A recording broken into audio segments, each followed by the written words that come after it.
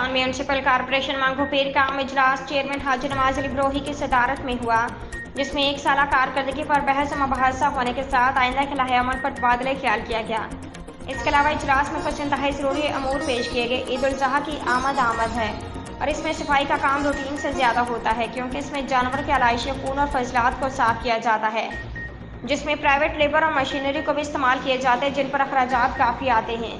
ईद उल ज़ुहा पर सफाई सुथराई की मद में आने वाले अखराजात की मंजूरी के लिए करारदाद पेश की गई, जिसको अक्सरियत राय से मंजूर किया गया। इसके अलावा रेन एमरजेंसी के हवाले से किए जाने वाले इक़दामात की माली अदायगी की मंजूरी के लिए करारदाद पेश की गई।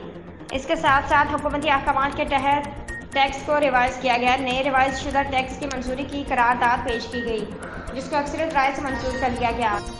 अराकीन कौंसिल के लिए शनाख्ती कार्ड बनाने की भी मंजूरी दी गई। इजलास में अराकीन कौंसिल ने अपनी जुर्न कौंसिल के मसाइल से आगाह किया और जो टाउन की जानिब से इक़दाम किए जा रहे हैं इस हवाले से भी ब्रीफिंग दी। अफसरान ने भी अपने अपने महकमों की कारकर्दगी के हवाले से कौंसिल को आगाह किया।